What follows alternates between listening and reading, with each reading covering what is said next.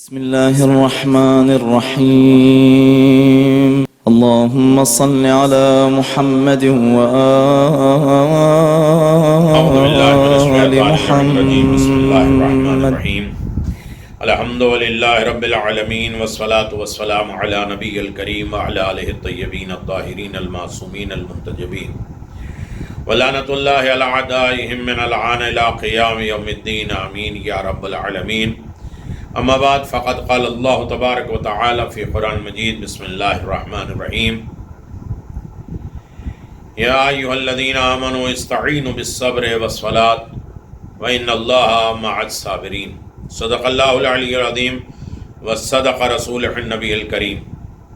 حضرین محترم السلام علیکم ورحمۃ اللہ وبرکاتہ.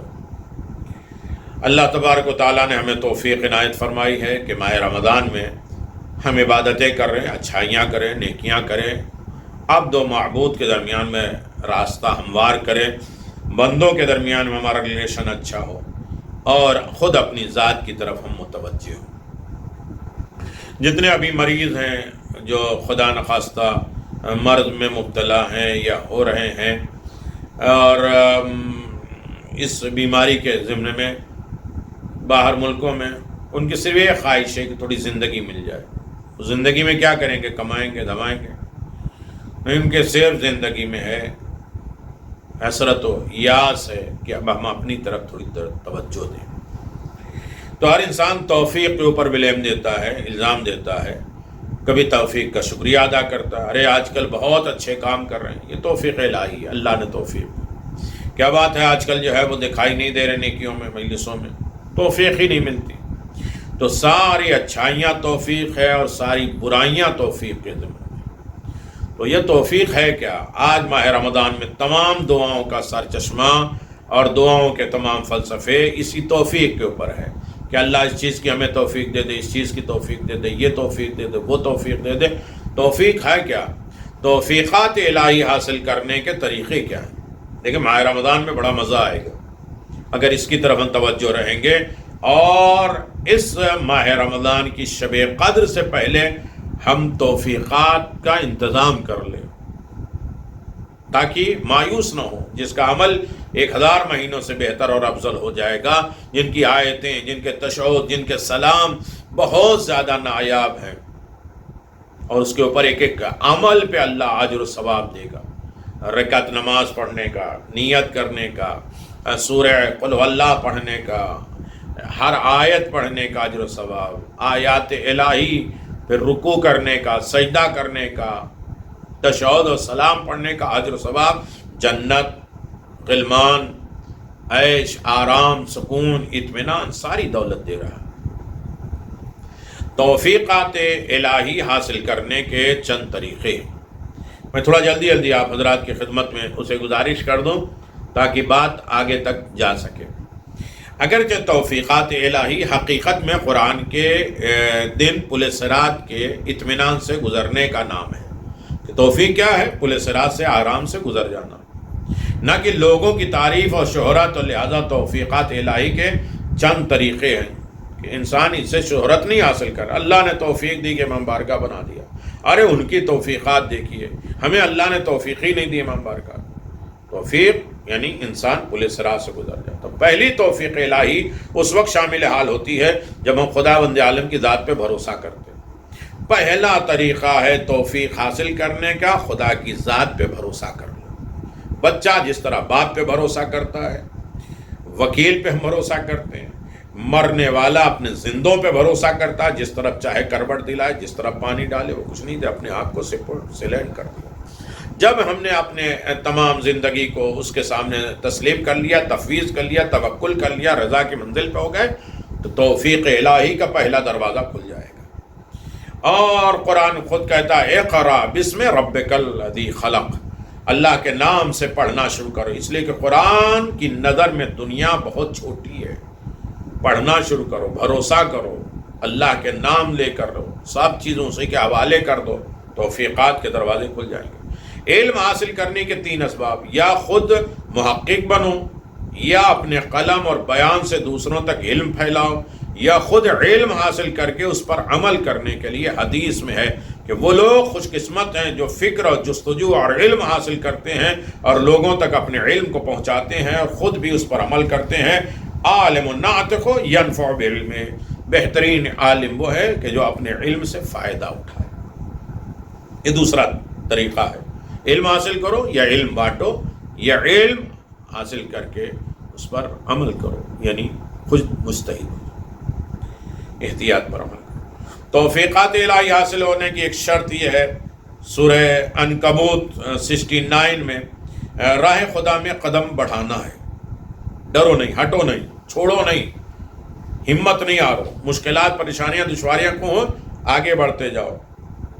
والذین جاہدوا فینا لنہدینہم سبلا، اور جن لوگوں نے ہمارے حق میں جہاد کیا ہم انہیں اپنے راستوں کی ہدایت کرتے ہیں۔ اللہ کے راستے میں بڑھتے جاؤ، جہاد کرو، کوشش کرو، چاہے وہ نفسانی جہاد ہو چاہے معاشرتی زندگی ہو۔ مرد عورت کے درمیان صلح کرانے والے کے بارے میں قرآن خود کہتا ہے کہ ان کا قصد اصلاح ہو تو خدا ان کی پاک نیتوں کی بنا پر ان کے درمیان میں صلح برقرار رکھتا ہے۔ یرید اصلاحا یوفق اللہ بینہما، یہ توفیق الہی ہے کہ دو کے درمیان میں صلح کرا دو، تمہارے توفیق کے چوتھے دروازے کھل جاتے ہیں۔ پھر اس کے بعد تعلیم سے زیادہ اہم تزکیہ ہے۔ قرآن مجید کہتا ہے قد افلح من تزکا، پڑھنے سے زیادہ، ورنہ ساری دنیا ایجوکیشن کی طرف بھاگ رہی ہے، علم کی طرف بھاگ رہی ہے، لیکن اپنے نفس کا تزکیہ نہیں، اپنی طرف توجہ نہیں۔ ہاں، تقوی الہی، عبادت، توبہ، ان تمام سے لعلکم تفلحون، یہ سب کچھ کرو گے ہو سکتا ہے کامیاب ہو جاؤ، لیکن تزکیہ نفس کرو گے تو اس کے لیے یقیناً اللہ نے کہا کامیاب ہو گئے، اولئک هم المفلحون، یہ لوگ کامیاب ہیں۔ تو اپنے نفس کو جہاں تک انسان پاک و صاف کرتا جائے گا اسے توفیق الہی ملتی جائے گی۔ پانچویں چیز، چھٹی چیز ہے مرجع تقلید، کہتے ہیں کہ تقلیدی احکام نہ موضوعات میں، ہماری عمر جوانی میں موضوعات میں ہے، لہذا سرمایہ حیات کے لیے احتجاج اجتہاد کریں۔ اگر کسی محقق نے اپنی عمر کو بعض مسائل پہ لگا دی ہے تو اس کا مطلب یہ نہیں کہ ہم بھی اسی مسائل کے اوپر نئے نئے مسائل کی طرف ریسرچ کرو، اجتہاد کرو، کوشش کرو۔ جتنا تم دین کے راہ میں کوشش کرتے جاؤ گے تمہاری توفیقات بڑھتی جائے گی۔ ساتویں چیز ہے توفیقات الہی بڑھانے کے، کہ اس کی طرف ہم توجہ دیں۔ توفیقات الہی بڑھانے کے ساتویں چیز ہے تو بہترین طریقہ والدین کی دعاؤں کے سائے میں ہمیشہ رہنا، ان کو خوش رکھنا، اور اس لیے کہ آق والدین کرنے والے کی توفیقات سے محروم ہو جاتے ہیں اور انسان بہت سی چیزوں سے محروم رہ جاتا ہے، توفیق نہیں ملتی ہے۔ آٹھویں چیز ہے اخلاص، جتنا انسان کی زندگی میں خلوص پیدا ہوتا جائے گا توفیقات الہی بڑھتے جائیں گے۔ عمل میں خلوص، دین میں خلوص، نیکیوں میں خلوص، اپنے دل میں کام کی اجرت کا خیال نہ رکھیں بلکہ کام کر لیں۔ اجرت تو ملنے ہی والی ہے، اور اجرت ملنے والے کبھی انتظار نہیں کرتے، اپنے سامنے کی روٹیاں اٹھا کے مسکین یتیم اسیر کو دیتے ہیں، کہ کہتے ہیں نہ مجرت چاہتے ہیں نہ شکر کہتے ہیں، لیکن اللہ کہتا ہے چونکہ کام ہوا ہے، صحیح کیا ہے، کوشش کیا ہے، تو اس کا نسائہم مشکورا، تمہارے اس کام کو نوازا جائے گا، شکر کیا جائے گا۔ تو پھر اس کے بعد نواں توفیق کہ انسان کام کرے تو خدا کے حوالے کر دے، کسی مقصد کے تحت نہ کرے۔ یہ تسبیح کا یہ فائدہ ہے تو یہ استغفار کا یہ فائدہ ہے، یہ بینیفٹ ہے، یہ فلسفے ہیں، اس وجہ سے توفیقات نہیں ملتی۔ توفیقات ملتی ہے کہ بغیر اجرت کی نیت سے کوئی کام کر لو اور پھر اللہ تو نوازتا ہی ہے۔ چلیے پورا سورہ نازل ہو گیا۔ نویں توفیقات، پاک روح توفیق الہی کا بہترین وسیلہ ہے۔ قرآن مجید میں 3 طریقے کے دل پائے جاتے ہیں۔ ایک ہے قلب سلیم، جس کے اندر حق کے علاوہ کچھ نہیں ہوتا۔ ایک ہوتا ہے قلب منیب، اس کے دل میں انحراف اور باطل چیزوں کا خیال ہوتا ہے تو فوراً ختم ہو جاتا ہے اور دل پاک ہو جاتا ہے، وہ برائی کی طرف جاتا ہے تو پھر پلٹ کے آ جاتا ہے منیب۔ قلب مریض، اس دل میں نفاق اور سوء اور ظن، کینہ، دوسری برائیوں کا ڈھیر ہوتا ہے۔ ایسے دل اس بدتر برتن کے مانند ہے جو خود گندا ہوتا ہے اور اس کے آنے والی چیزوں کو بھی گندا کر دیتا ہے۔ تو توفیق یہ بھی چیز ہے کہ اپنے دل کو، روح کو، دل کو پاک رکھنا۔ لطف الہی حاصل کرنے کے ہم کو ہمیشہ یہ درکنار ہے کہ ہم جس نے ہم پر ظلم کیا اسے معاف کر دیں، کیونکہ پروردگار اس کو معاف کر دیتا ہے جو ظلم خود کو معاف کرتا ہے۔ لِيَعْفُوا وَيَصْفَحُوا إِلَّا تُحِبُّونَ أَن يَغْفِرَ لَكُمْ، اگر چاہتے ہو کہ خدا تمہیں معاف کر دے تو تم دوسروں کو معاف کر دو۔ قرآن سے رسول اسلام کی مہربان قلب کی تعریف کی گئی ہے کہ حریص علیکم، یہ لوگ رسول خدا کے نجات کا ہمیشہ خواہاں ہیں۔ خداوند عالم نے فرمایا اے موسیٰ چونکہ تم مہربان تھے اس لیے تمہیں نبوت عطا فرمائی۔ مقصد صرف رضا خدا ہو، عمل میں یہ خواہش نہ ہو کہ کسی شخص یا شخصیت کی طرف تو ہو جائیں گے، بلکہ ہمیشہ خدا کی رضا ملحوظ نظر رہے۔ 10ویں چیز ہے کہ انسان اپنی فرصت سے فائدہ اٹھائے، یعنی کہ چھٹی ہے تو اس میں کاہلی کرے، بلکہ توفیقات چاہتا ہے تو ہر فرصت، ہر چھٹیوں سے ہر موقع محل مل جائے تو اس سے وہ فائدہ اٹھائے اور اس کی طرف جاتا جائے۔ جمعے کے دن بھی اگر چھٹی کا دن ہے تو اس میں بھی اللہ اپنے ذکر کی طرف بلاتا ہے۔ عید کے دن اگر انسان جو ہے خوشیاں ہوں تو پھر بھی ذکر الہی کراتا ہے، تاکہ اس بات کی ہے کہ توفیقات تمہیں بڑھتی جائے، توفیقات میں اضافہ ہوتا جائے۔ توفیقات میں اضافہ کرنے کے 12ویں چیز ہے کہ شادی کر لو، توفیقات بڑھیں گے۔ یعنی علم حاصل کرنے سے بہتر ہے کہ شادی جو ہے ضروریات ہے، اور علم جو ہے وہ فضیلت ہے۔ فضیلت جب تک شادی کی ضرورت پڑ جائے تو اس کو تحصیل علم کی وجہ سے نہ ٹالیں۔ اب اس میں بہت سی بحثیں ہیں۔ 13 نمبر، علم حاصل کرنے کی اصل وجہ علمی اخلاق کی بلندی ہو۔ اپنے تکبر، غرور، اپنی زبان، اپنے اکڑ، اپنا جو ہے وہ اسٹیٹس، اپنا مقام دکھانے کے لیے علم حاصل نہ ہو، بلکہ اخلاق، علم اخلاق، عقائد، احکام، قرآن، نماز، تقویٰ، توسل، اس کو درست کرنے کے لیے علم حاصل کرے۔ 14ویں چیز، درس و تحقیق میں اپنے وظیفے سے دور نہ کرے، بلکہ ہر عالم میں انسان تحقیق کرتا رہے، ریسرچ کرتا رہے، جانچتا رہے، ایک ایک آیت کے بارے میں سوچتا رہے، علم کے بارے میں سوچتا رہے، عمل کے بارے میں سوچتا رہے۔ 15ویں چیز ہے توفیق الہی حاصل کرنے کا اندیشہ، بہترین راستہ متقی لوگوں سے دوستی ہے۔ جناب موسیٰ نے اپنے کام کی کامیابی کے لیے خداوند عالم سے ایک بہترین ساتھی مانگا، درخواست کی تاکہ عوام کے مرض کو اس کے ساتھ مل کر ختم کر دیا جائے۔ کمال تو یہ ہے کہ اگر مسجدوں اور دیگر مرکز سے صحیح کام ہوتے رہتے تو پھر ایسے لوگوں کے ساتھ لے کر کام کیا جائے جو متقی و پرہیزگار مخلص ہیں، تاکہ ان کے مرکز اور مسجدوں سے صحیح طریقے سے تبلیغ ہو سکے، عوام کو دینی اور بیداری مل سکے۔ حضرت موسیٰ نے جناب ہارون کے لیے فرمایا وَأَفْصَحَ مِنِّي، اے میرے اللہ، افصح منی لسانہ، یہ اقرار کیا کہ ہارون ہم سے زیادہ فصیح اور بلیغ ہیں، لہذا ان کو ہمارا ساتھی بنا دے۔ توفیق یہ اولی العزم پیغمبر بھی اگر کسی کو لائق سمجھتے ہیں تو یعنی اس میں انا اور خود پرستی ختم ہو جاتی ہے اور اچھے ساتھی کا انتظام ہوتا ہے۔ 16 چیزیں، خوف خدا اور عبادت، نماز اول وقت پڑھنا، مستحبات کی پابندی کرنا، بزرگوں کا احترام کرنا، اولیاء خدا سے توسل کرنا توفیق الہی کا بہترین ذریعہ ہے۔ فائدہ مند علم نشانی بھی حدیث میں ہے، ثمرۃ العلم عبودیہ، علم کا ثمرہ عبدیت ہے، عبودیت ہے۔ 17 نمبر، تحقیق کے طریقہ کار میں بہترین چیز تحریر ہے۔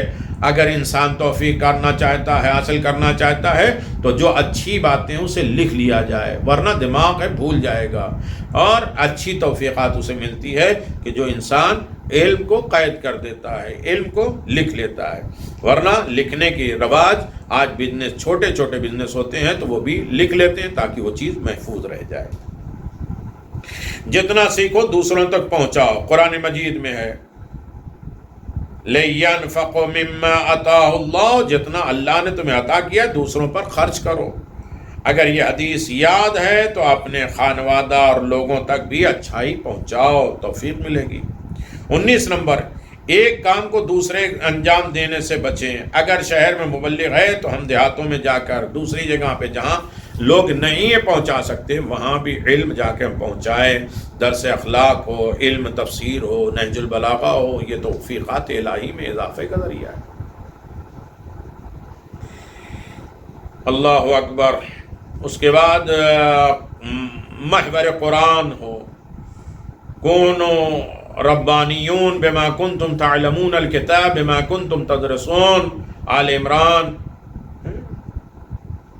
سورہ واقعہ، فیض کاشانی، رسالت انصاف، امام خمینی، سیف نور میں اس چیز کی ملامت کی گئی کہ ہم نے اپنی زندگی کو تدبر قرآن میں کیوں نہیں خرچ کیا۔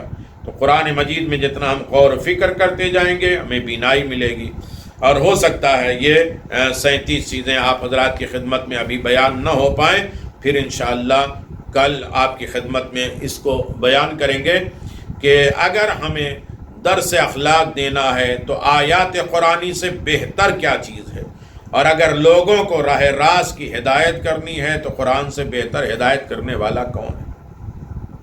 گویا ہر پہلو انسان کی زندگی کا سادہ بیان، تربیت، فرزند، کھانا پینا، دوستی دشمنی، لوگوں کی پہچان، تاریخی معلومات، خدا سے رابطہ، عبادت کا طریقہ، مخلوقات سے ارتباط، عزت و سرفرازی، انسان قوت کی رہبری، انسان کے تمام ضرورتوں کو پورا کیا جا سکتا ہے قرآن اور اہل کتاب، اہل بیت علیہ الصلوۃ والسلام کی احادیث کو معیار بنا کر۔ لیکن افسوس کچھ لوگ اپنی زندگی کو ادبیات اور فصاحت اور بلاغت کے چکر میں ختم کر دیتے ہیں، لیکن لوگوں کے لیے اتنا سود مند نہیں ہو پاتا۔ جناب سلیمان نے بلقیس کے لیے ہدہد کو بھیجا، اور جناب جعفر طیار نے عیسائی بادشاہ کو سورہ مریم کی تلاوت کے ذریعے سمجھایا، اور جناب زینب نے کوفے والوں کو لہجہ علی میں سمجھایا، اور شام میں معاویہ کے مسلمانوں سے ان کے اعتبار سے گفتگو کی اور بتایا کہ زمانے کی شناخت کے اعتبار سے کام کرنا چاہیے۔ قرآن ہر زمانے کے لیے ہے، لہذا ہمیں ہر زمانے میں قرآن کے ذریعے اپنے دوسروں کی تربیت کرنی چاہیے۔ نظم و ضبط، منظم زندگی، امام رضا فرماتے ہیں انسان کو چاہیے اپنے وقت کو منظم کرے، پروگرام کو سیٹ کرے، علم حاصل کرنے کے لیے ساتھ مستحبات اور واجبات پہ توجہ کرے، نماز نافلہ اور نماز شب، اچھے دوستوں کے ساتھ دوستی، تفریح سے غافل نہ ہوں، دوسروں کے کھیل دیکھنے وقت نہ گنوائیں بلکہ خود ورزش کریں۔ یہ سب توفیقات الہی ہے۔ اور خاندان والوں کو جہنم کی آگ سے ڈراؤ، قرآن میں پروردگار رسول اسلام سے کہہ رہا ہے اپنے رشتہ داروں کو جہنم کی آگ سے بچاؤ۔ پیغمبر نے بھی اپنے خاندان والوں کو جہنم کا خوف اور جنت کی ترغیب دی ہے، ان کو نماز کا حکم دیا ہے۔ یہ بھی توفیق الہی ہے۔ وظائف کو معین کرنا، 24 نمبر، وظائف کو معین کرنا، جس طرح بچے کے لیے ڈاکٹر ان کی صحت یابی کے لیے ضروری ہے کہ اسی طرح ان کی تربیت کے لیے روحانی ڈاکٹر بھی ضروری ہے، جس کے لیے بچوں کو قرآنی لطیفے، قرآنی واقعات، قصے، کہانی، پیغامات کے ذریعے نوجوانوں کی روحانی کیفیت کو بھی طاقت عطا کرنا ضروری ہے، ان کے ذریعے سے کامیاب ہوتے ہیں۔ تو یہ بھی توفیق الہی ہے۔ مشورت، قرآن مجید رسول خدا صلی اللہ علیہ وسلم کے بارے میں فرماتا ہے یمنا نفس الاسواق، سورہ فرقان، یعنی لوگوں کے درمیان میں بازار کوچے میں جا کر ان کے مشکلات کو دیکھیں اور ان کی مشکلات کا حل کریں اور لوگوں سے رابطہ رکھیں۔ بہت سے لوگ ایسے ہیں جو مشورہ کے بغیر تحقیق کا انجام دیا کرتے ہیں، لیکن کوئی فائدہ نہیں ہے۔ پہلے مشورہ کرو، پھر استخارہ کرو، نہ سمجھ میں آئے تو یقیناً اس کی طرف لوگوں کو توجہ دلاؤ، پوچھو، پھر اس کے بعد استخارہ دیکھو۔ لوگوں سے صحیح رابطہ نہ کرنے پر، بنا پر ان کی باتوں کا اثر نہیں ہوتا۔ تو اس طریقے سے قولوا قولا سدیدا، یعنی جو بھی بات کرو وہ سیدھی کرو، مضبوط کرو، غلط بات نہیں کرو، اور حقائق سے بھری ہوئی باتیں کرو۔ یہ سب توفیقات اگر انسان ان تمام چیزوں کو حاصل کر لے تو یقیناً خداوند عالم کی بارگاہ میں یہ توفیق الہی ہے۔ یقیناً ہم دن میں شب قدر کی طرف متوجہ ہیں۔ شب قدر امام زمان اور ان کی غیبت کبریٰ کے ساتھ ساتھ ان کا مربوط ہونا، مشکلات کے باوجود راہ عشق میں ثابت قدم رہنا، استوار رہنا، معشوق کی فرقت میں طویل مدت گزارنے کے ساتھ ظہور اور وصال کی صبح روشن کا منتظر رہنا، ہجرت اور فراق کی تاریک شب کی ظلمت سے نجات کی امید رکھنا، آخرت میں ہجر کی طویل مدت کا شکوہ کرنا کہ آج شب قدر میں اللہ سے یہی شکوہ کرے، میرے اللہ کتنے دن جدا رہیں گے، کتنے دن دوری رہے گی۔ بہرحال حافظ اپنے محبوب کے فراق میں اس انداز میں نالہ و فریاد کرتے ہیں کہ غیبت اور فراق ان کے طولانی مدت اس انداز سے شکوہ کرتے ہیں، لیکن حقیقت امر ہے کہ حافظ چاہتے ہیں کہ تمام انسان سفر عشق میں ان کی ہمراہ کرے اور عاشقی میں طلب میں ثابت قدم رہے۔ روایات اولیاء اور خدا اور اولیاء شیطان کے درمیان امتیاز کی رات ہے، یہ شب قدر ہے کہ اللہ کے دوست اور اللہ کے دشمنوں کے درمیان میں فرق پیدا ہو جائے، بندے کے لیے توبہ اور انابہ اور خودسازی اور عبد معبود کے درمیان میں صلح، آشتی، خودسازی، اور اس طرح پروردگار کے حصول تقرب کی رات ہے کہ توبہ قبول کرنے والا، دعاؤں کو قبول کرنے والا، گناہوں کو چھپانے والا، خطاؤں سے درگزر کرنے والا۔ اس میں اختلاف ہے کہ عدد 1000 تعداد کے لیے ہے یا کثرت کے لیے۔ بعض مفسرین نے 7 اور 70 کے مانند جو قرآن میں کثرت کے لیے استعمال ہوا ہے، یہ عدد کثرت کے لیے بیان کیا ہے۔ زیادہ سے زیادہ انسان بارگاہ رب العزت میں لیلۃ القدر خیر من الف شہر، 1000 مہینوں سے افضل ہے۔ شب قدر وہ رات ہے جس میں بجائے جانے والی عبادت ایسے 1000 مہینوں کی عبادت سے افضل ہے جنہیں شب قدر نہ ہو۔ رات بندوں کے لیے، فرشتوں کے لیے درود، سلامتی اور خداوند عالم کی رحمت اور ان کی طلوع فجر تک اپنے ہمراہ کے لیے ہونا۔ اس شب میں شیاطین قید ہو جاتے ہیں۔ جو فرد جامع کے خاطر خدا کے پسندیدہ کام کرنا چاہتے ہیں، بہترین فرصت ہے اللہ تبارک و تعالیٰ کی طرف آمادہ ہوں۔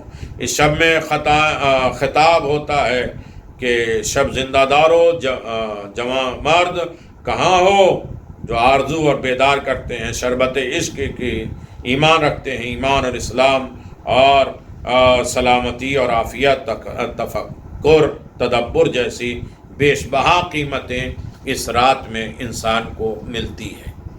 لہذا اللہ تبارک و تعالیٰ کی بارگاہ میں اس شب قدر کی عظمت کو ہم جانیں، سمجھیں۔ شب قدر نایاب تحفہ ہے، شب قدر ہماری زندگی کا اہم ترین سرمایہ ہے۔ شب قدر ہے تو دنیا میں بے شک 1000 زمانے سے افضل ہے۔ یہ خاک سے افلاک کی طرف لے جاتا ہے، ذرے کو آفتاب بنا دیتا ہے۔ اس راتوں میں ہاتھوں سے تسبیح اور استغفار اور قرآن مقدس کی خوشبو اٹھتی رہتی ہے۔ وہ رات جس میں پیغمبر اپنے دوستوں کو ہمیشہ اس کے فیوز اور برکات حاصل کرنے کی تاکید کرتے رہتے ہیں۔ یہ رات سید الساجدین امام زین العابدین دعائے حمزہ شمالی اور اس کے پانے کی خواہش اور اس میں عبادت کرنے کی توفیق کی طلب کی راستے دکھاتے رہتے ہیں۔ یہ وہ رات ہے جس میں پیغمبر اپنے بستر سے اٹھ جاتے ہیں۔ یہ رات وہ رات ہے جس میں جناب سیدہ آمادہ کرتی ہیں عبادت کی طرف۔ یہ وہ رات ہے جس میں تعریف میں نبی اکرم فرماتے ہیں کہ شیطان طلوع فجر تک اس شب میں مقید ہو جاتا ہے، کسی کو نقصان نہیں پہنچاتا، کسی بھی ساحر کا سحر اثر نہیں کرتا۔ یہ وہ رات ہے جس میں زندہ دل مومن کی آتش جہنم سے نجات مل جاتی ہے، دنیاوی و اخروی سعادت مل جاتی ہے۔ یہ وہ رات ہے جس کے بارے میں بہت سی چیزیں تاریخ اسلام میں موجود ہے، اور کس خوشی کی رات ہے، کتنی مبارک سحر ہے شب قدر، جسے اللہ تبارک و تعالیٰ نے ہمیں تحفے کے طور پہ دیا ہے۔ یقیناً امام صادق علیہ السلام 1 سال ماہ رمضان میں بیمار پڑ گئے تو آپ نے 23 رمضان کی شب قدر میں اپنے بستر پہ مسجد کو لگوایا اور اس طریقے سے عبادت کی اور دنیا کو بتایا کہ یہ رات کتنا قیمتی ہے، یہ رات میں عبادت کیسے ہونی چاہیے، راتوں کو ہم خداوند عالم کی طرف کیسے جا سکتے ہیں۔ اس طرح سے بہت سی روایتیں موجود ہیں جہاں ہم شب قدر کے قدر کو قدر کیوں کہتے ہیں اس کی طرف جائیں گے۔ اور یقدر فی لیلۃ القدر کل شیء یکون فی تلک السنہ، ایک شب قدر میں دوسری شب قدر بندوں کے خیر و شر اور اطاعت اور معصیت اور حیات و موت جیسے تمام کام مقدر کیے جاتے ہیں، اور امر بھی اسی شب میں معین اور مقدر ہوتا ہے۔ اس کا ظاہر ہونا مشیت الہی کے مطابق ہے، حتمی فیصلہ خداوند عالم کے اس کے امر کے ساتھ ہے، اور اولی الامر کے پاس وہ فیصلہ آتا ہے۔ شب قدر ہمیشہ کے لیے ہے، ایسا نہیں کہ ایک سال آئی شب قدر اور پھر آئندہ سال نہیں آئے گی۔ ان اللہ وحب لیاقت لقدر لم یعطا من کان قبلہ، شب قدر امت اسلام کے لیے ہے۔ شب قدر کی فضیلت بہت زیادہ ہے، بے شک سال کے تمام راتوں سے شب قدر کی عظمت اور اہمیت زیادہ ہے، اور اس کی وجہ یہ ہے کہ وہ تمام کاموں میں اس شب کے ظاہر ہوتے ہیں، اور شب مغفرت ہے، اور یہ رات مغفرت کی رات ہے، قلب ماہ رمضان ہے، 1000 مہینوں سے یہ رات افضل ہے، مقام عبادت ہے، خدا کی خوشنودی کی رات ہے، شب نزول قرآن ہے خداوند عالم کی بارگاہ میں۔ یہ رات کو کیسے پہچانے؟ یہ مبارک ہے رات، مبارک راتوں میں اللہ تبارک و تعالیٰ نے اسے پیدا کیا ہے، لہذا ہم کریم پروردگار کی بارگاہ میں آمادہ ہیں، تیار ہیں، اور یہ دعا کرتے ہیں کہ میرے کریم پروردگار یقیناً شب قدر جب تو نے دیا ہے تو اس شب قدر میں ہمیں اس کی حفاظت کرنے کی توفیق عنایت فرمائے۔ یقیناً شب قدر کیا ہے تو خاکہ آپ حضرات کے ذہن عالیہ تک پہنچا دیں تاکہ بات کسی حد تک مکمل ہو جائے اور ہم صحیح معنوں بارگاہ رب العزت میں پہنچنے کے لائق ہو جائیں۔ قرآن کہتا ہے یمحو اللہ ما یشاء یثبت عندہ الکتاب، مقصد یہ ہے کہ اللہ جسے چاہتا مٹا دیتا۔ 3 کتابیں ہیں پروردگار کی، ایک لوح محفوظ ہے جو اس میں اللہ نے اسے محفوظ کر دیا۔ شب کے تقریر کو آپ سنیں تو اس میں شب قدر کے طریقے، تقدیر بنانے کے طریقے، تقدیر بچانے کے طریقے، اور کس طریقے سے شب قدر کا ثواب اور اجر ملتا ہے، یہ کلپ دیکھنے کے ساتھ اسے ضرور دیکھنا چاہیے، جو تقدیر سازی کے ضمن میں آج میں نے آپ کی خدمت میں گزارش کیا تھا۔ یہ اللہ ایک کتاب ہے جس میں اللہ باقی رکھتا ہے۔ مقصود خلاق عالم اس آیت سے یہ ہے کہ موہ یعنی مٹا دینے والا، اس بات یعنی باقی رکھنا، جسے چاہتا ہے اس کے پاس، جسے چاہتا مٹا دیتا ہے، جسے چاہے باقی رکھتا ہے، اور اس کے پاس الکتاب یعنی لوح محفوظ ہے۔ اس آیت مبارک سے 2 لوحوں کا پتہ چلتا ہے، ایک لوح محفوظ، دوسرے لوح محفوظ اثبات۔ علماء عالم میں اس بات پہ اختلاف ہے، ان دونوں لوحوں میں یہ لکھا ہے کہ قائل میں لوح محفوظ میں علم خدا سے ہر چیز لکھی ہے، اور دوسرے لوح میں محو اور اثبات کی تفصیل لکھی ہوئی ہے، یعنی پہلے لوح کی تشریح دوسرے لوح میں موجود ہے۔ مثلا عمر کی زندگی، یعنی کسی بندے کی 60 سال کی زندگی ہے تو یہ لوح محفوظ میں لکھا ہے، اور لوح محو اثبات میں ہے، اس کی تفصیل یہ ہے کہ اگر وہ شخص 30 سال رہے گا، اگر وہ صلہ رحمی کرے گا تو 30 سال اور بڑھ جائے گی، صدقہ کرے گا تو 30 سال اور بڑھ جائے گا۔ یہ مقدر وہ چینج کرتا ہے، بتاتا ہے جو مقدر ہم نے بنایا اسے بھی باقی رکھ سکتا ہے اور اسے مٹا بھی سکتا ہے، اور اگر یہ صلہ رحم نہیں کرے گا تو 30 سال اس کی کم ہو جائے گی۔ اس طرح لوح محفوظ میں اس کی عمر 60 سال کی تھی لکھی ہے، لیکن تفصیل کس میں لکھی ہے؟ موت اور اس بات میں، یہ سمجھنے کی بات۔ اسی طرح مثلا روزی فلاں آدمی کی اتنی ملے گی، لیکن اگر وہ شرط یہ ہے کہ وہ نماز صبح پڑھے گا، اگر بعد نماز صبح تاخیر بھی پڑھے گا تو اس کی روزی میں اضافہ ہوگا، ورنہ نہیں پڑھے گا تو جو معین ہے 30,000 ملیں گے، اور اگر پڑھے گا تو 30,000 اور بڑھ جائیں گے۔ چونکہ پروردگار ان حالات کو خوب واقف ہے، اس نے لکھ تو دیا ہے، اب تمہارے ہاتھ میں ہے کہ اس کو مقدر کو بدلو۔ یہ علم الہی میں ہے کہ تم کرو گے یا نہیں کرو گے، لیکن کوشش کرنا تمہارا کام ہے، کرو گے تو اللہ تمہیں اجر و ثواب دے گا۔ یہ شخص تعقیبات نماز صبح جا لائے گا، لہذا اسے لوح محفوظ میں روزی اس کے لیے لکھ دیا ہے۔ عزیز محترم، اس میں بڑے سوالات آئیں گے، ان سوالات کے جوابات ہم کسی اور سے نہیں دیں۔ یقیناً انسان یہ سوچ لے کہ اس پروردگار کو بھی ہمارے افعال کا علم محض اس وجہ سے ہے کہ ہم کرنے والے تھے، نہ یہ کہ چونکہ اس کا علم تھا اس وجہ سے ہمارا کرنا ضروری پڑ گیا، نہیں، علم الہی میں ہے کہ ہم کرنے والے ہیں، اور کیسے بھی حالات ہوں گے۔ ہم نے کہتے ہیں نا ارے اتفاق سے ہو گیا، اتفاق علم الہی میں ہے، اب اس کو مقدر بنا سکتے ہیں۔ اس کے علم میں صرف فرق یہ ہے کہ اس کے علم میں کبھی کسی قسم کا فرق نہیں ہوتا، ہمارے علم میں بھی کبھی فرق یہی ہوتا ہے، مگر یہ ضروری ہے کہ کوئی علم کسی شے کے وجود اور عدم کی وجہ سے باعث نہیں ہے، اس خیال سے انسان کرتا ہے۔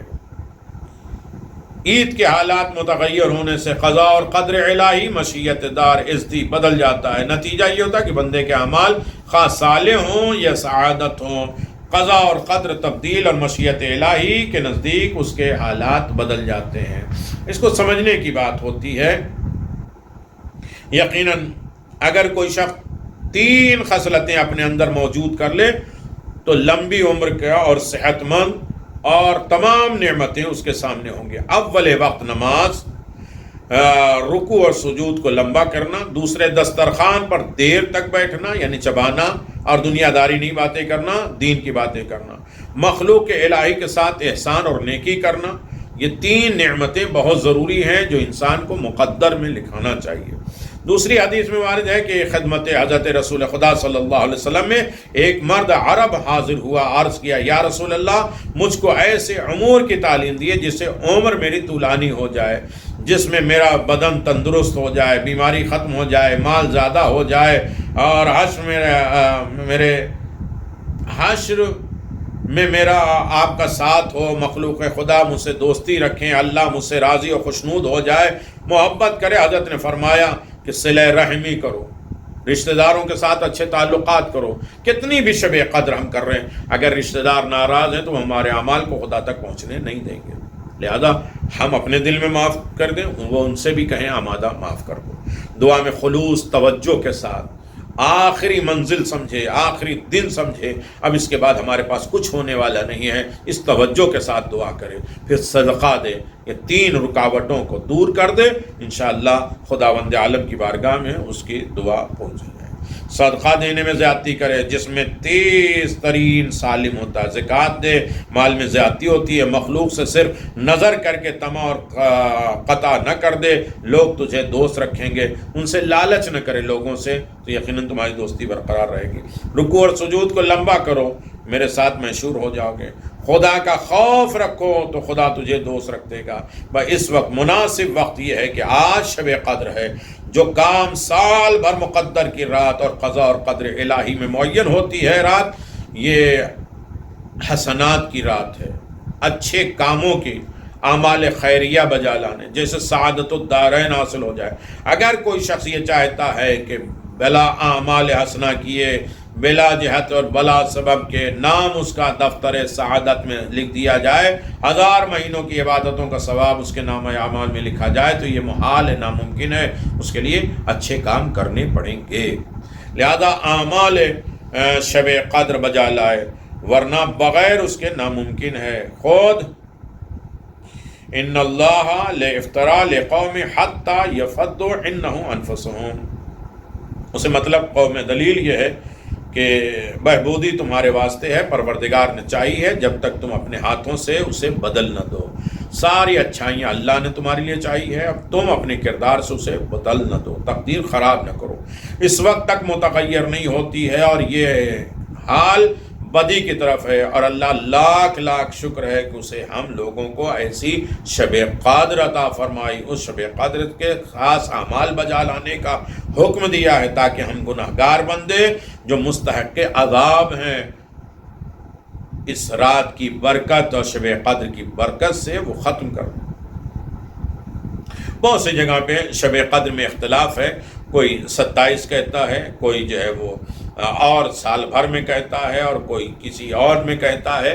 یقیناً ابو حنیفہ کے قول کے مطابق شب قدر تمام سالوں کی راتوں میں ہے، ایک رات میں کسی رات میں بھی ہو سکتی ہے۔ کوئی اپنی زوجہ کو طلاق دے دے اور شب قدر کی شرط لگائے تو یہ طلاق کسی شب قدر میں واقع ہو سکتی ہے، یہ ان کا فتویٰ ہے۔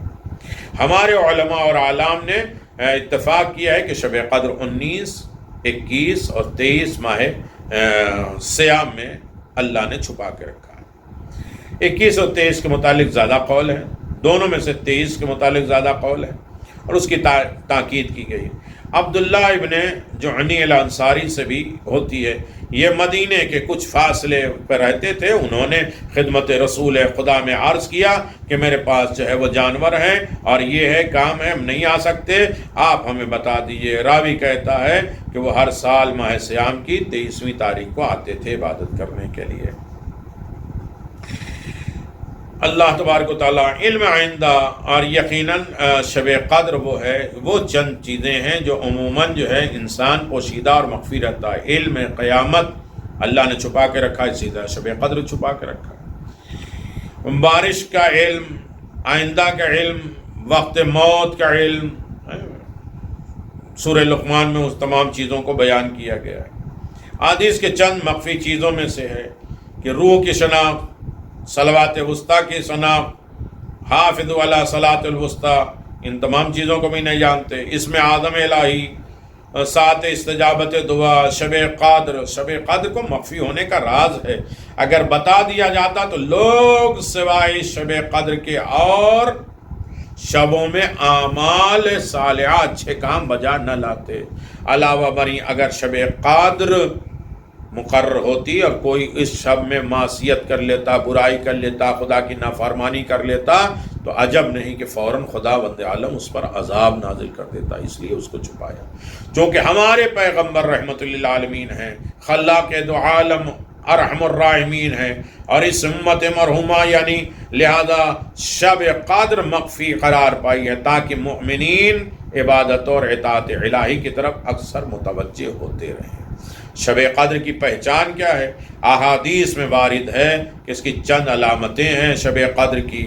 اول یہ ہے کہ شب قدر میں نہ گرمی ہوتی ہے نہ سردی ہوتی ہے، معتدل بیلنس موسم ہوتا ہے۔ دوسرے یہ کہ طلوع شمس اس روز بغیر شعاع کے اور کرن کے ہوتا ہے، طلوع الشمس فی صحبۃ لیس لہا شعاعان، بغیر کرن اور آفتاب کے ہوتی ہے۔ تیسرا یہ کہ گرج اور چمک وغیرہ آسمان پر شب قدر میں بالکل نہیں ہوتی ہے۔ چہارم یہ ہے کہ ہوائیں تیز اور تند، آندھی وغیرہ اس شب میں نہیں چلتی۔ پنجم یہ ہے کہ سحر و ساحرین اس شب میں اثر نہیں کرتا، جادو اثر نہیں کرتا۔ چھٹی یہ ہے کہ آپ برائے شور اور تلخ مائل شیریں ہو جاتا ہے، تلخ کڑوا پانی بھی میٹھا ہو جاتا ہے۔ اس کو شب قدر کے لیے اعتبار سے کہتے ہیں۔ وَأُنزِلَ فِيهَا الْكِتَابُ وَذُو قَدْرٍ عَلَى رَسُولٍ ذِي قَدْرٍ عَلَى أُمَّةٍ ذِي قَدْرٍ عَلَى يَدِ الْمَلِكِ الْقَادِرِ۔ خدا نے اس خدائے قادر نے کتاب ذی قدر کو امت ذی قدر کے واسطے، پیغمبر ذی قدر کے توسل اس دنیا ملک ذی قدر کے اس شب قدر میں نازل فرمایا۔ اس کو شب قدر کہتے ہیں، جیسے کہ سورہ انا انزلنا میں ہے، اس شب قدر میں نازل کیا ہے۔ دوسری آیات میں ہے شہر رمضان الذی انزل فیہ القرآن، ماہ سیام میں یہ قرآن مجید نازل ہوا۔ ان دونوں آیتوں سے معلوم ہوا کہ شہر ماہ رمضان شب قدر کی رات ہے، مگر اس کا مطلب یہ نہیں کہ یہ قرآن مجید روئے زمین پر تمام کمالات اسی شب میں نازل ہوا، بلکہ 23 سال میں پیغمبر اسلام پر نازل ہوا، رفتہ رفتہ پیغمبر پہ نازل ہوا، لوح محفوظ پہ اکٹھا نازل ہوا۔ یہ ساری تفصیل کی ان باتیں ہیں، لیکن کچھ لوگوں کے ذہن میں کچھ سوال آئے تو اس جواب کے لیے میں آپ کی خدمت میں بتا رہا ہوں۔ پیغمبر کی 23 سال کی زندگی میں قرآن نازل ہوا ہے، اور اس کے بعد اسے اللہ نے لوح محفوظ پر ایک ساتھ شب قدر میں نازل فرمایا۔ اب جیسے وقت ہوتے ہیں، حالات ہوتے ہیں، وہ آتے رہتے ہیں۔ تنزل الملائکۃ والروح فیہا بإذن ربہم من کل امر سلام ہی عتمت الفجر۔ دوم یہ ہے کہ قدر کے معنی مرتبہ اور منزلت کے ہیں، چونکہ یہ شب عند اللہ کے نزدیک وہی مرتبہ ذوی المرتبہ ہے کہ اس کے واسطے سے شب قدر کہتے ہیں، جو اس شب عبادت خدا اور اس کے عند اللہ بری الذمہ قدر و منزلت ہے، اور اس شب حسنات بجا لائے اور اس کے خدا کے نزدیک ایک قدر والے ہیں۔ تیسرے یہ کہ قدر کے معنی تنگی کے ہیں، چونکہ ملائکہ اور فرشتے شب قدر میں اس کثرت سے زمین پر نازل ہوتے ہیں جس سے زمین تنگ ہو جاتی، کم ہو جاتی، اس واسطے سے شب قدر کہتے ہیں۔ چوتھی وجہ یہ ہے کہ اس شب کے اعمال اور عبادات 1000 مہینوں کی عبادت کے برابر ہے، اس کے واسطے بھی شب قدر کہتے ہیں۔ پنجم یہ ہے کہ قدر بمانے قضاء اور قدر کے ہیں، یعنی جو کچھ بھی تمام سال میں ہونے والا ہے، مثلا زندگی، موت، فقر، مالداری، مرض، صحت، عزت، دولت، سعادت، شقاوت وغیرہ اسی شب قدر میں معین ہونے والی ہے، جیسے سورہ دخان میں ہے اِنَّا أَنزَلْنَاهُ فِي لَيْلَةِ الْمُبَارَكَةِ، ہم نے برکت والی رات میں قرآن کو نازل کیا۔ فِيهَا يُفْرَقُ كُلُّ أَمْرٍ حَكِيمٍ، ہر حکمت والا کام اس رات میں مقرر کیا جاتا ہے، یعنی ہر چیز کا اندازہ کر لیا جائے، شر یا خیر، اطاعت یا معصیت، ولادت یا وفات وغیرہ کو تقرر اور تعین مشیت الہی سے ہو جاتا ہے، اس کے اختیار میں ہوتا ہے کہ اسے وہ بدل دے یا دعاؤں کے ذریعے اسے اس میں باقی رکھے۔ بہرحال شب قدر میں کل ملائکہ اور فرشتے روئے زمین پر نازل ہوتے ہیں، اور جس طرح روز قدیر کل ملائکہ زمین پر آتے ہیں، اسی طریقے سے شب ملائکہ نازل ہوتے ہیں، اور جبریل امین سب کے آگے ہوتے ہیں، اور 2 پر جبریل جو آج ہی کے لیے شب قدر کے واسطے مخصوص ہے، اور وہ دے کر ایام سال میں ان کے پروں کو سمیٹ لیتے ہیں، کہ جیسے کہ حدیث میں ہے قال الامام ان جبریل جناحات الی یغشروا الا لیلۃ القدر، فرمایا امام نے کہ جبریل کے لیے ایسے 2 پر ہیں جن کو سوائے شب قدر کے اور کبھی نہیں کھلتا۔ 4 علم حکم خدا ان کے ساتھ ہوتے ہیں، 1 بام کعبہ پہ نصب، 2 قبر رسول پر، 3 بیت المقدس پر، 4 قبر امیر المؤمنین کے اوپر نجف نصب ہوتا ہے۔ جو سال بھر ہونے والے سب خدمت امام زمان کے اوپر پیش کیے جاتے ہیں، بلکہ جس وقت بھی کوئی امر کے واسطے ہوتے ہیں، فرشتے نازل ہوتے ہیں، تو اول زیارت امام زمان سے ضرور مشرف ہوتے ہیں۔ تنزل الملائکۃ والروح فیہا بإذن ربہم من کل امر سلام، کل ملائکہ، فرشتے، ملک، روح خدا کے حکم سے شب قدر میں تمام کام لے کر سال بھر کے صاحب الامر کے پاس نازل ہوتے ہیں۔ یہ دونوں لوح محفوظ اور لوح اثبات و نفی پر امام زمان کی خدمت میں پیش ہوتے ہیں، اور ان کے بعد روئے زمین پر پھیل جاتے ہیں۔ یقیناً ہر انسان کے دل دماغ میں تھوڑے سے سوال آتے ہوں گے، 2 لفظوں میں میں اس کے جواب دے کر بات تمام کر دوں، کہ اس کے بعد انشاءاللہ بات ہوگی۔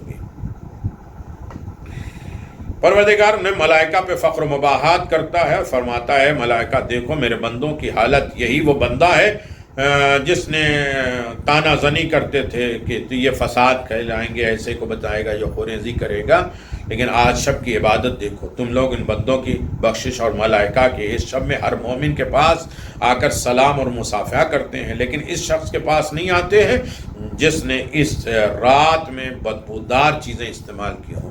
ملائکہ اس شب میں مسجدوں میں آ کر 2 رکعت نماز پڑھتے ہیں، سلام علیہ حتی مطلع الفجر، یہاں تک کہ نماز تمام رات صبح تک سلامتی، اور جبریل کو صبح ملائکہ کے آواز دیتے ہیں الرحیل الرحیل، اے ملائکہ چلو رات ختم ہو گئی۔ کل ملائکہ و ملک روح بجانب آسمان چلے جاتے ہیں، مگر ملائکہ جبریل سے دریافت کرتے ہیں اللہ تعالیٰ اس امت پیغمبر کو آج کی شب قدر میں کیا عطا فرمائے گا؟ تو جبریل کہتے ہیں ان اللہ نظر علیہم فی هذه اللیلۃ بعین الرحمہ وغفر لہم وعنی عنہم حقا، آج کی شب امت مرحومہ پر نظر رحمت فرمائے گا اور سب کو بخش دیا جائے گا، گناہ ان کے معاف کر دیے جائیں گے۔ معصومین علیہ الصلوۃ والسلام کے قول کا مطالعہ کیا جائے تو 7 قسم کے لوگ ایسے ہیں کہ اللہ تبارک و تعالیٰ شب قدر میں بھی ان کے اوپر نظر رحمت نہیں کرتا۔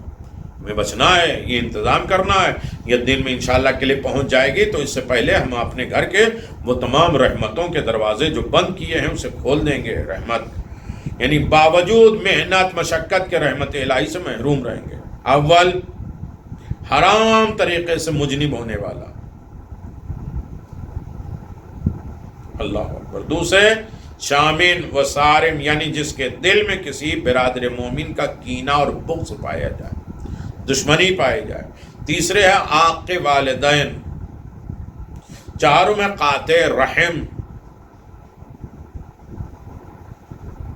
اللہ اکبر، صلہ رحمی بہت بڑی عبادت ہے، قطع رحمی۔ فرمایا جناب رسالہ صلی اللہ علیہ وسلم نے ظالم کی خلاصی کسی چیز سے نہیں ہو سکتی، اگرچہ 1000 شب قدر عبادت الہی کرے۔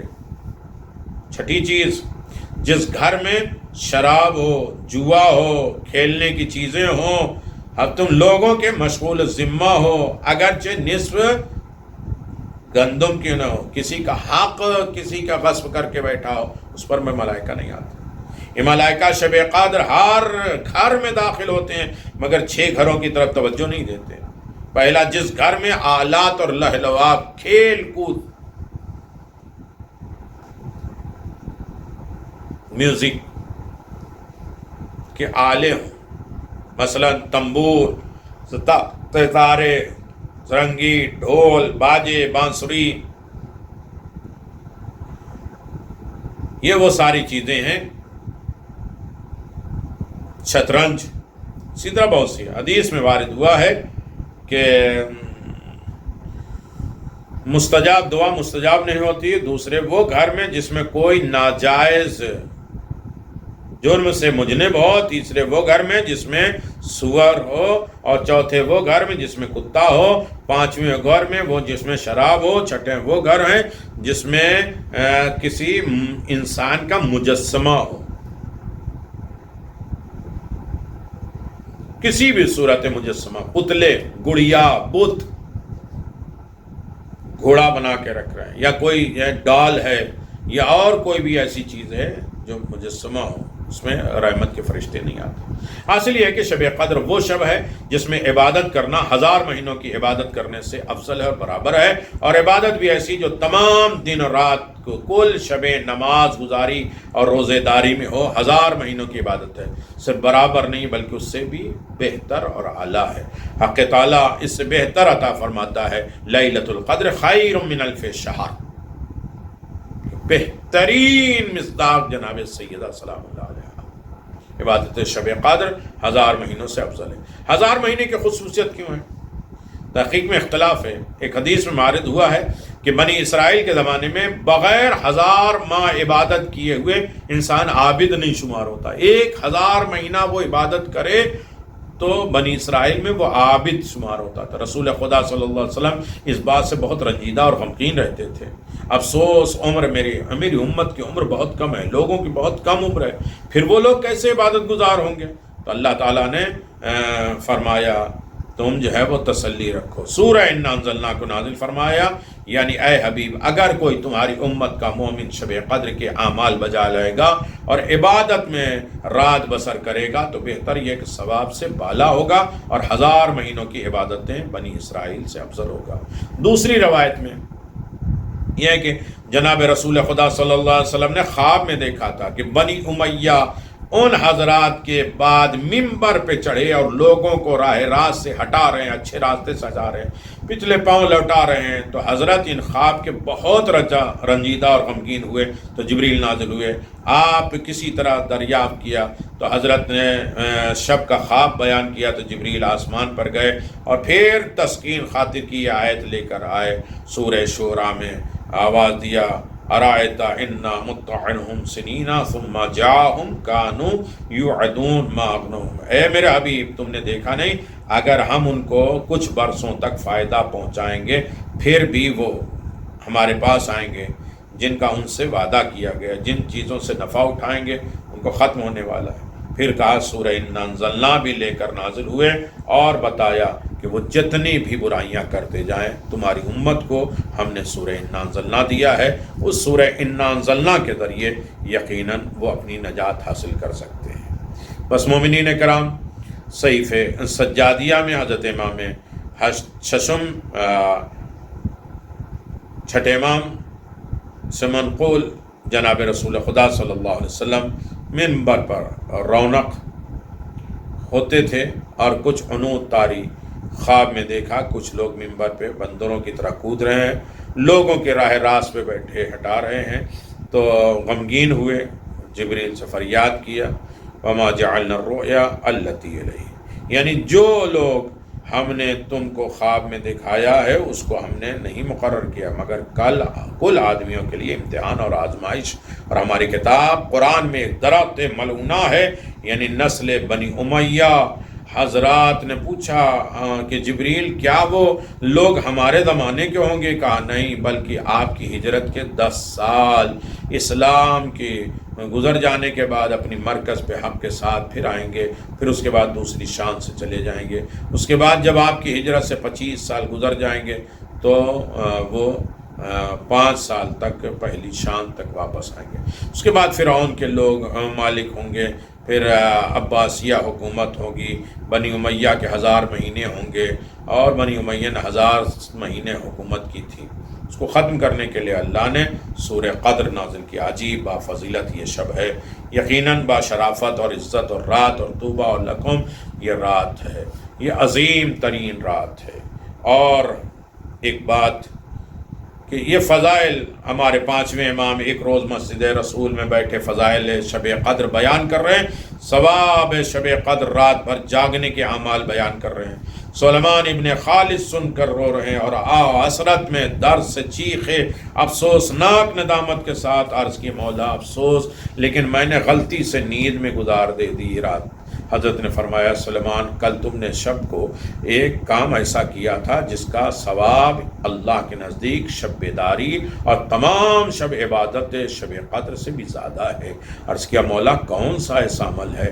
مجھ کو اپنا معلوم نہیں ہے۔ فرمایا شب کو بوقت افطار تم نے خرما کھایا تھا، کیونکہ خستہ اور مانند ہو گئے تھے، تھک گئے تھے، سو گئے تھے۔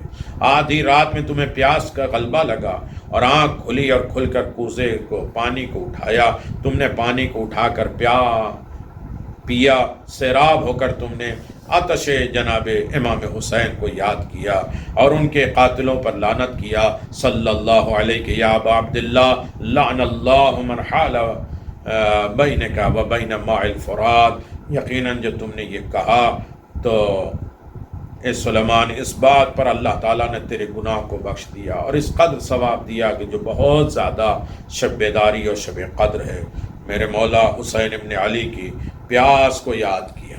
میرے عزیزو شب ضربت امیر المؤمنین ہے، علی ابن ابی طالب علیہ السلام نے اس رات میں ضربت کھائی ہے۔ وہ علی جو کائنات کے مربی، وہ علی جو مشکل کشا، وہ علی جو رسول خدا آواز دیتے ہیں علی اسی رمضان میں تمہارے سر پہ ضربت لگے گی۔ علی ابن ابی طالب رو رہے ہیں اور اس کے بعد 13 ماہ رمضان کو خود علی نے فرمایا بیٹا کتنے دن باقی ہیں رمضان کے؟ کہا 17 دن۔ کتنے گزر گئے؟ کہا 13 دن۔ کہا خدا کی قسم اسی ماہ رمضان میں ہماری داڑھی پہ خضاب آئے گا۔ لوگ کہتے تھے کہ وہ بتائیے کون ہے، ہم قتل کر دیں گے۔ علی نے فرمایا جرم سے پہلے سزا نہیں ہے، لیکن ہاں عزادارو ایسا ظلم کیا کہ علی کے سر پہ ضربت لگی ہے، اور علی نے آواز دیا فزت برب الکعبہ، کعبے کے رب کی قسم علی کامیاب ہے۔ علی کے بغیر نہ عبادت ہے نہ اطاعت ہے، علی کی ولایت ہی کے ساتھ عبادت بھی ہے، شب قدر بھی ہے، ہمارے شب قدر بھی ہے۔ ہمیں محبت علی ابن ابی طالب کی توفیق عنایت فرما اور تمام فتنے بلاؤں مصیبتوں سے ہمیں نجات عطا فرما۔ شب قدر ہماری اچھی سوچ کے ساتھ جاری و ساری رہے، عبادتوں کی طرف ہم کناری عطا فرمائے، فتنے و فساد سے ہمیں محفوظ فرمائے۔ جن چیزوں سے رحمت کے فرشتے نہیں آتے ہیں اس سے ہمیں دوری رکھنے، جس طریقے سے اعمال قبول ہوتے ہیں اس سے ہمیں قریب ہونے کی توفیق عنایت فرما۔ ربنا تقبل منا انک انت السمیع العلیم بحق محمد وآلہ الطیبین الطاہرین۔